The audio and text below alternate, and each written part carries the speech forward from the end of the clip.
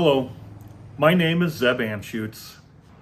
My life hasn't always been easy, with the majority of it living a sinful life. Today, my life is far better. I would not say that it's easier, however, but it is far more enjoyable. I've had a long career as an automotive painter. I am blessed to have a beautiful wife and 4 kids. Most of all, I've been blessed with the opportunity to be the campus director at River of Life Star Valley, as well as the ability to pursue my studies to someday be ordained and eventually the pastor of the church.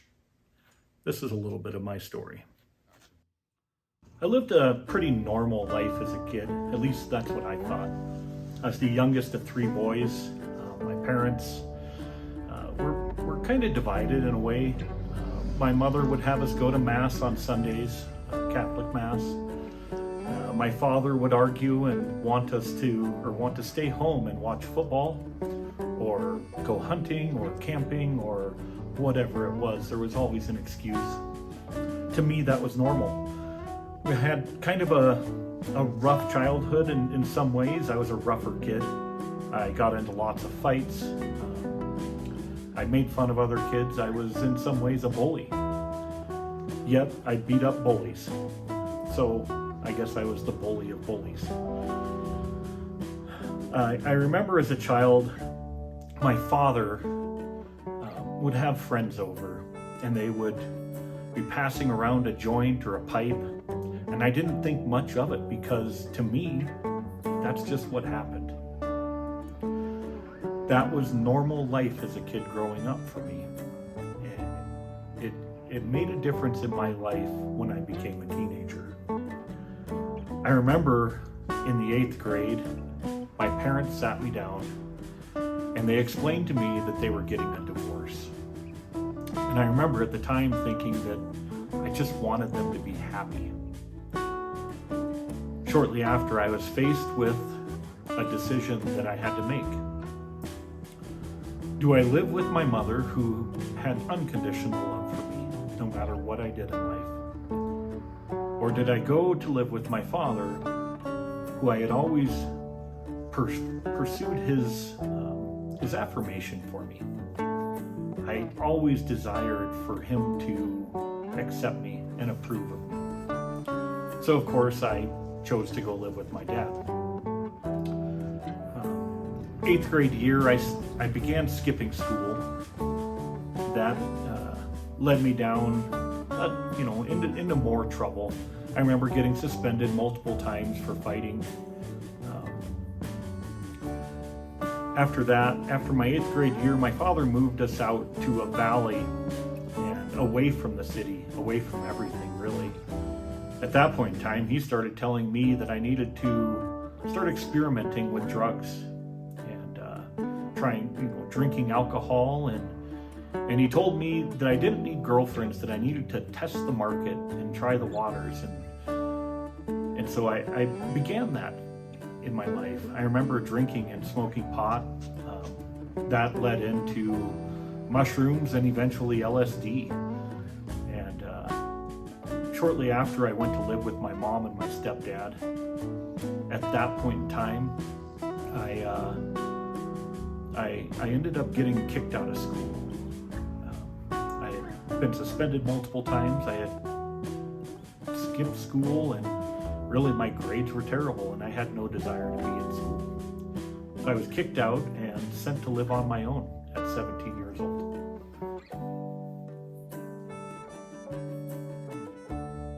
Shortly after that, I ended up getting into cocaine and meth. I would start drinking with the sole purpose of going to the bars to fight. I remember taking a flask of whiskey with me and putting it in my pocket and wherever I could have it, and traveling to the bars just for the purpose of fighting. That was what brought me joy during that time. When I look back, and it wasn't real joy, but it was one thing that I was gleaming onto in myself.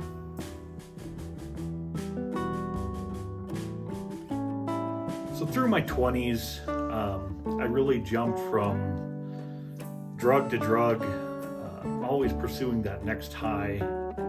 I went to strip clubs during that time, was frequently there. I pursued relationships, always thinking that that next girlfriend was going to fix everything, and that my life would be straightened out and right on track, and it never happened. By the time I was 33, I found myself in court for a no insurance ticket. And I remember sitting there, and there was a young lady in front of me wearing really not much at all. And she got up in front of the judge, and the judge was like, "Why are you here again?" And he explained to her that she had been in there just the previous month for the same infractions. No insurance, no license, no registration. And he let her go with a warning. And I remember sitting there thinking to myself, I have got the most lenient judge ever. This is going to be easy. And I got up in front of that judge. I had a paper from the owner of the car stating that they had told me that the car had insurance. And I got up and I told that judge, "Hey, I understand that it didn't. Here's a letter, I had asked about it." And he said, "Too bad. Guilty. 20 days in jail, maximum fine, 10 days suspended." And I remember thinking, what just happened? So here I am, I'm in jail for a no insurance ticket for 10 days. And I remember the other guys in there going, "What are you in here for?" And I was like, "A no insurance ticket." And they were like, "Well, what kind of drugs did you have on you?" And I remember saying, "Nothing." And everybody was in shock about it. And I came to find out later on that the judge was in a real legal bind at the time. He had had 2 sexual harassment claims come against him from people working in his court, and that he was trying to show the public that he was hard on crime. But the purpose there is that while I was in jail, a chaplain came. And I want to say thank you to all the chaplains out there, because what you guys do is very important. But a chaplain came and he spoke and he said, "You guys, put yourself in a boat going down a river. God's going to try to get your attention. He's going to put rocks in your way, boulders, logs. He'll even throw some white water in the way. He's trying to get you to turn and acknowledge him. It's a warning." And I remember that chaplain telling me that if you continue going down that river, ignoring God's deliberate attempts of trying to get your attention, eventually you're going to go over a waterfall. And that's it. That message spoke to me. That day, I believe I was the only one sitting there while he was talking. Big old spotlight right on me. I left there a few days later, and I was actually traveling with my mom at the time, just riding along, and I looked over and there was a brand new building, and it had a sign that said River of Life. And I asked my mom, I was like, "What is that place? I've never seen that before." She said, "It's a brand new church that started." So we ended up going that next weekend. Shortly after that, I accepted Christ. And I remember after the service, Pastor Jason came up to me and he said, "I'd like to speak to you for a second." I of course was like, "Oh, all right, let's do that." We sat down, and because of my abrasiveness at the time, I think the very first thing I said to him was, "I hate religion." And I was shocked when he looked at me and he said, "So do I. It does so much damage." Well, I decided to turn my life around at that point. I was still dealing with addiction to drugs, sex, alcohol, all of that. But one thing I relied on during that time was I dove into serving. So during the work week, I worked my normal job. Saturdays, I would go and I'd just pour out serving at the church. I didn't care where it was. I just wanted to be there because it took me away from my addictions. Sunday, I'd go to church and I was just in awe watching God work. And it wasn't a short turnaround in my life. It's much like a cruise ship. A cruise ship just doesn't turn and start going the other direction. It's a long process. But in that, God slowly worked on my life and got me turning in the right direction.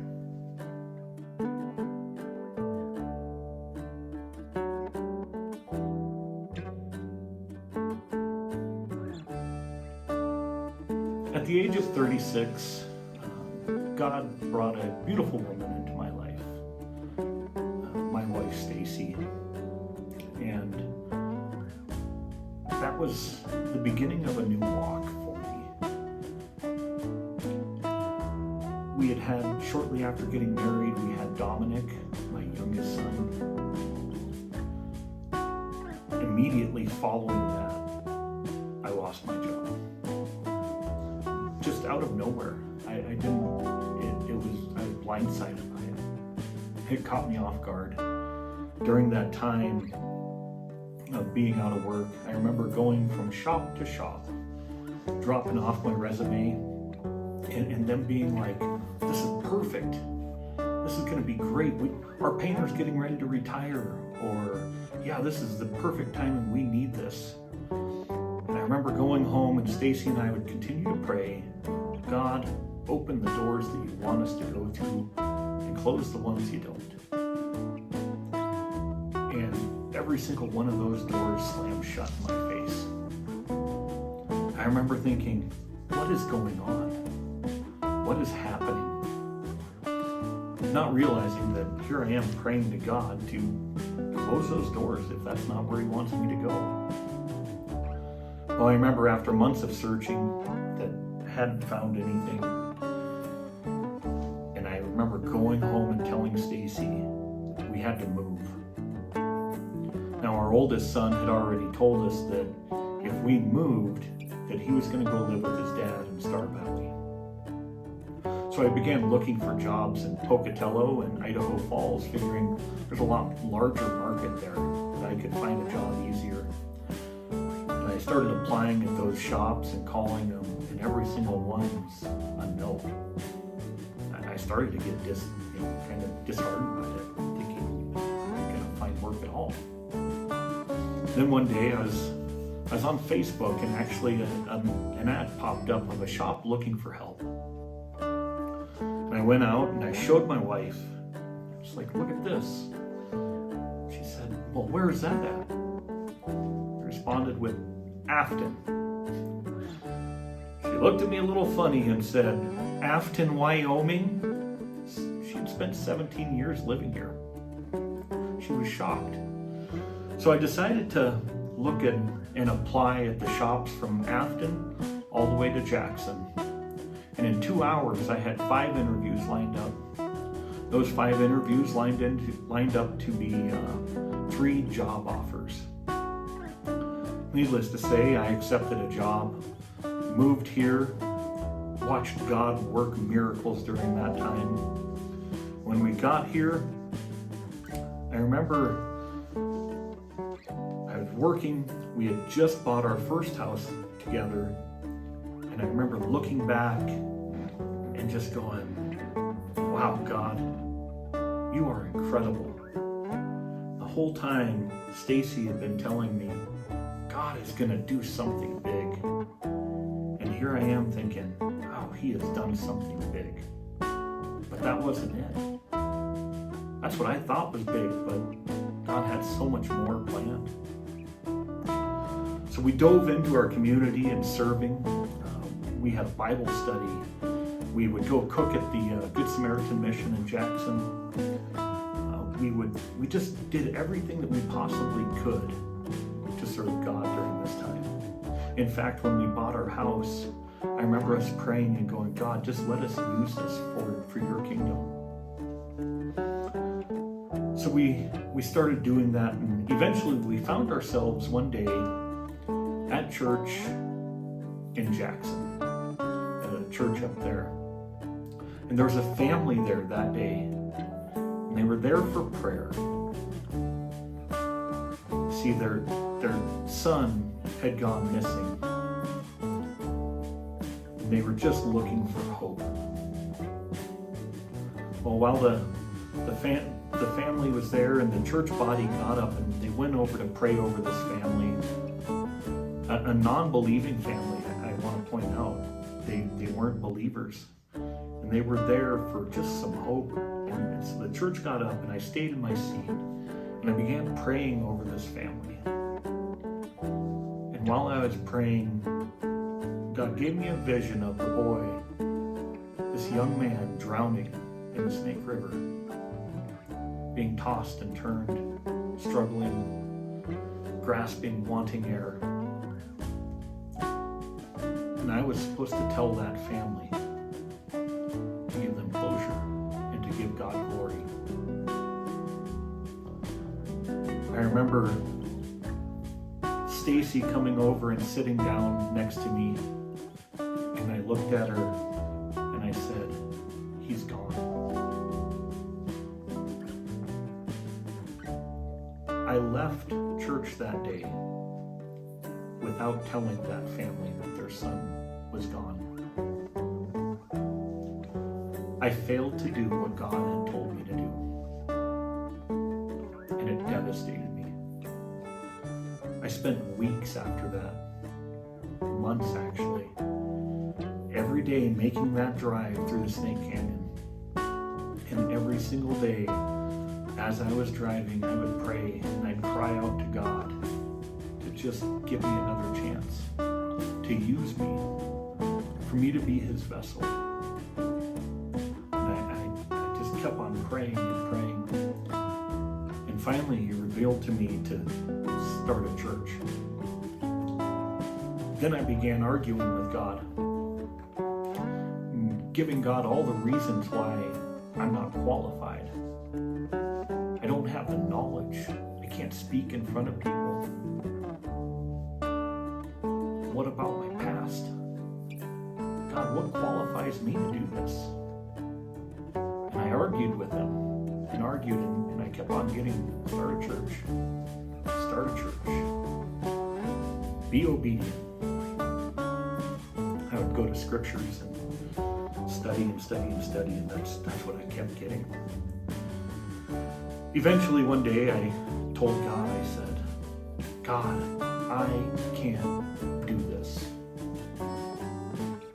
The response was, you can't. That's the point. I can, and God will get the glory from it. I can't do this, God can.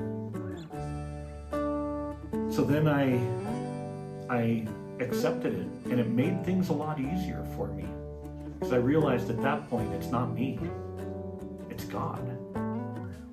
It takes me out of the equation. And with me out of the equation, anything's possible. So I started a church in our home, in our basement, and it was a fun time. It was scary starting to walk it out, but it was definitely fun to watch God work. The whole time I felt led to Afton, and to being able to reach those that don't have a home, those that are lost. That's the calling of every church. Yeah, you want to feed the body, but man, we're called to reach people that don't have it, that need that hope. So we ended up getting a building in Afton. That was all God. We couldn't afford it, but he made a way. So here we are, River of Life, Star Valley. We're growing. We're giving people a home, and we're giving people hope.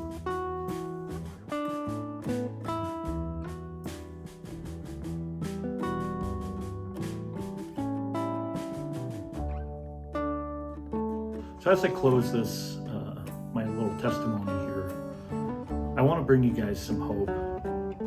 Those of you that are struggling, are you going to let the world define you by your past? Are you going to let people tell you about who you are, about your mistakes?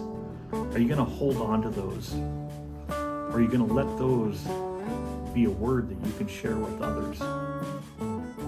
I'm telling you now, God has a purpose for you. He sent his only begotten Son to die for the sins of the world. That includes you. Don't let the logs and the boulders get in your way without stopping to take a second and acknowledge what God's trying to do. He's trying to get your attention. He's been pursuing you since the beginning and will continue to. Turn from your ways of life. That's what I did. And I'm telling you, there is hope in a new life. There's inspiration. There's happiness. There's joy. It's not a guarantee from hardships, but it's a guarantee in life with importance. Accept Jesus Christ and what he has done. His sacrifice is your salvation. When you come to Christ and you acknowledge him, he gives you hope and he gives you grace. Accept it. He is good and he wants you. Thank you.